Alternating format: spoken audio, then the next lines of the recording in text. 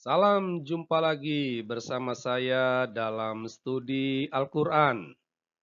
Studi Al-Quran kita kali ini membahas Al-Quran secara umum, bahwa Al-Quran itu dari Allah untuk Allah. Ini merupakan sebuah kajian logis berangkat dari wahyu Allah sendiri. Ya, karena ini merupakan kajian logis, maka dibutuhkan nalar akal sehat untuk bisa menyimak video ini. Nah, setiap agama dapat dipastikan pasti memiliki kitab suci, ya. Itu.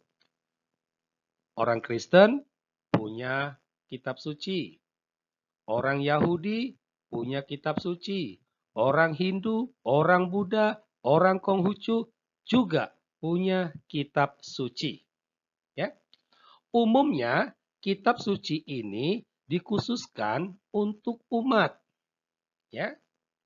Baik itu umat dari agama tersebut maupun umat manusia pada umumnya. Gitu.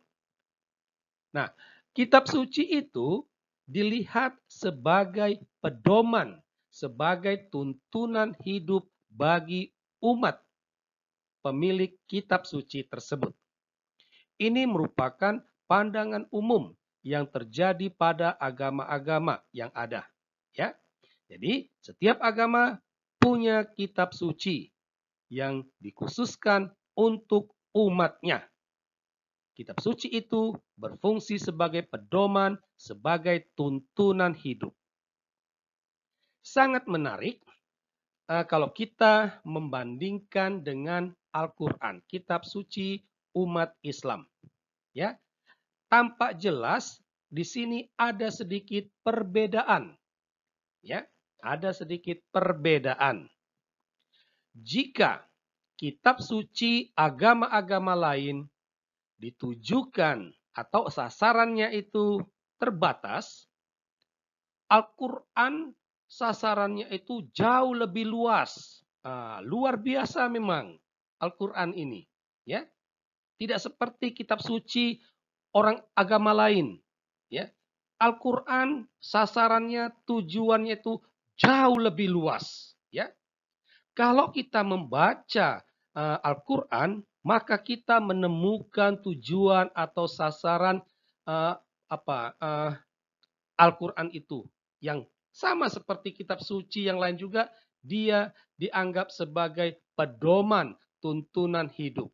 Ya, jadi kalau kita membaca Al-Quran, kita akan menemukan bahwa Al-Quran itu ditujukan kepada umat Islam, juga kepada orang kafir, kepada orang Israel, kepada ahli kitab, kepada umat manusia, kepada Muhammad, kepada istri Muhammad. Jadi Allah dia berfirman, wahai istri-istri Muhammad, nah, wahai Muhammad. Jadi itu ditujukan, ya, wahyu Allah itu ditujukan kepada Muhammad, kepada istri. Dan itu menjadi pedoman hidup bagi istri-istri Muhammad, bagi orang Israel, bagi orang kafir, dan lain sebagainya. Memang luar biasa. Tujuan sasaran Al-Quran itu jauh lebih luas dari kitab suci agama manapun. Ya. Dan yang menarik lagi tujuannya tidak hanya sebatas ini. Ya.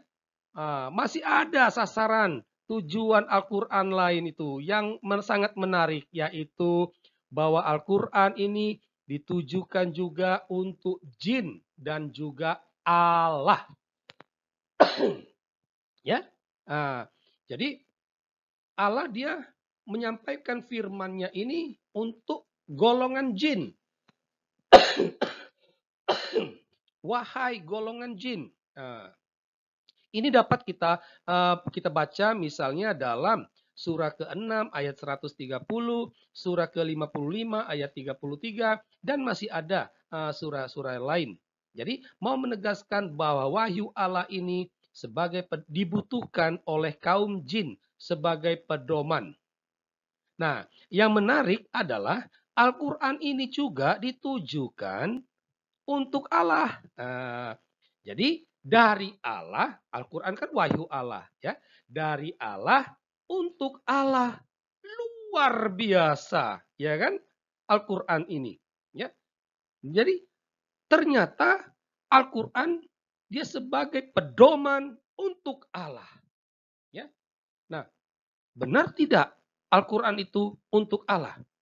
Ini kita bisa baca dalam Al-Quran bahwa di sana ada yang namanya ayat mutasyabihat, ya, dalam surah Ali Imran ayat 7, ya. Itu.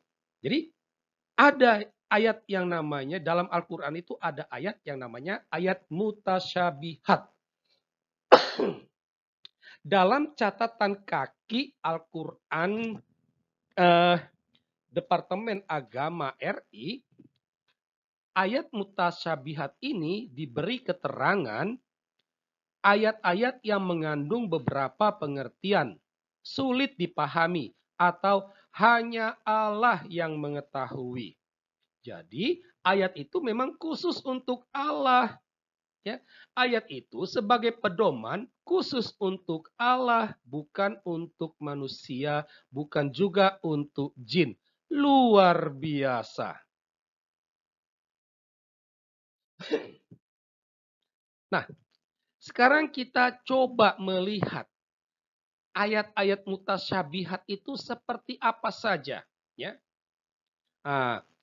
Memang sulit, ya, sulit kita menentukan pasti bahwa ini yang dimaksud ayat-ayat mutasyabihat, ya.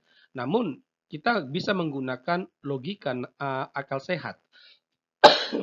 Ya. Nah, kalau kita membuka kitab Al-Quran, maka kita menemukan beberapa ayat yang sama sekali tidak bisa diterjemahkan. Misalnya, Alif Lam Mim. Ini dapat dibaca dalam surah Al-Baqarah, Ali Imran, Al-Ankabut, dan masih ada beberapa surah lainnya. Ya. Atau Alif Lam Mim Sad. Ini ada dalam surah Al-Araf. Atau Alif Lam Ra dalam Yunus, Hud, Yusuf, Ibrahim, dan Al-Hijr. Alif Lam Mim Ra. Ini dapat dibaca dalam surah Ar-Rad. Kaf Ha Ya Ain Sad. Ini dalam surah Maryam. Ya. Tasin Mim. Ini dalam surah Asy-Syu'ara dan Al-Qasas.